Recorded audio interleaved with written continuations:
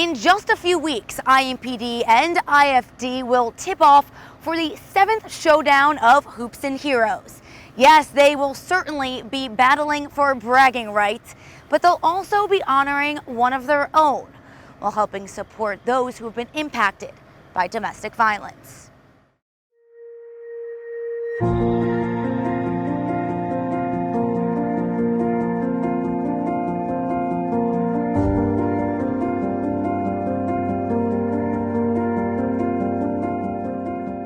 I came on the police department in 2007, the same year as the merge, and I was assigned to Southwest District.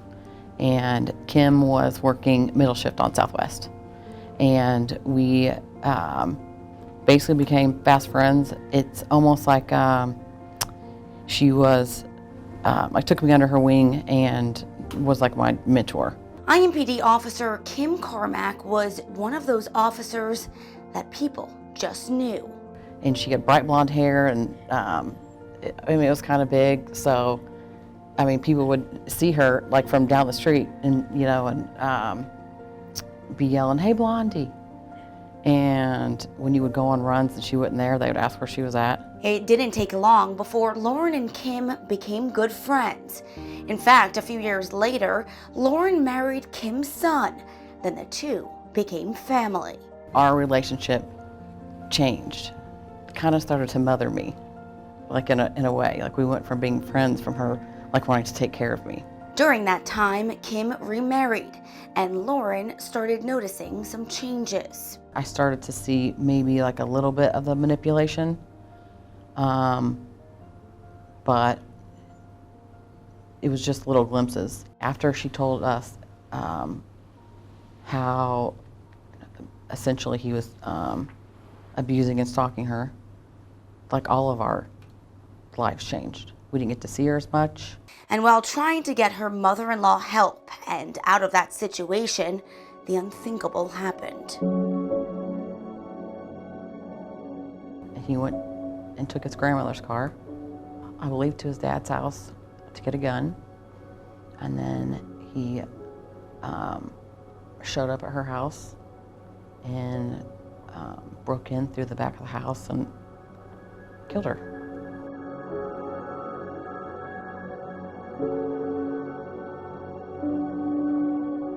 Officer Kim Cormack died at age 45. It later came out she was emotionally and physically abused during that relationship and was a victim of domestic violence.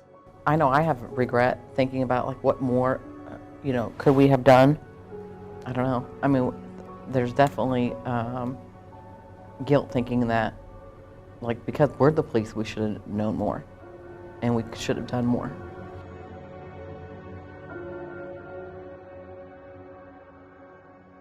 Just months after her passing, IMPD detective Sid McDaniel and others got together to honor Kim and shed light on the dangers of domestic violence. Obviously, domestic violence is one of the #1 runs and things that we respond to as police officers on the street.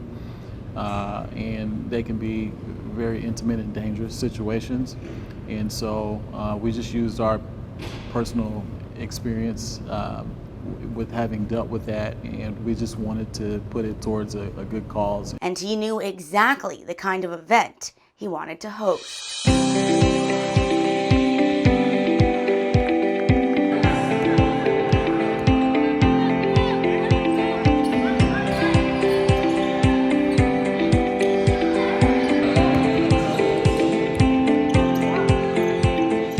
I wanted to do something that would resonate. It's Indiana, right? So it's a big basketball city and state.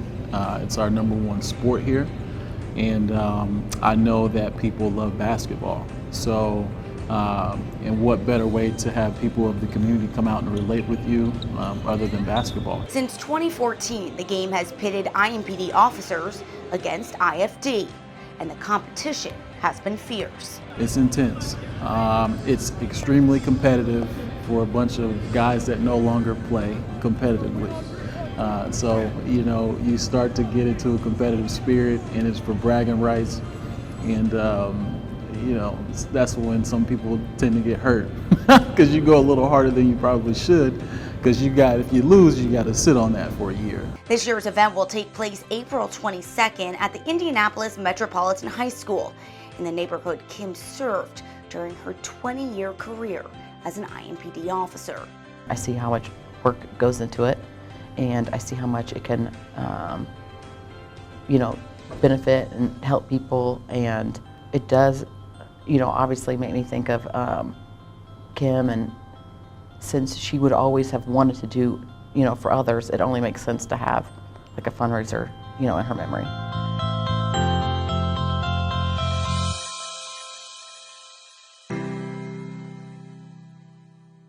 Since its start, Hoops and Heroes has raised nearly $300,000 to help support survivors of domestic violence. This year, all funds will go to Indy Champions for domestic violence prevention.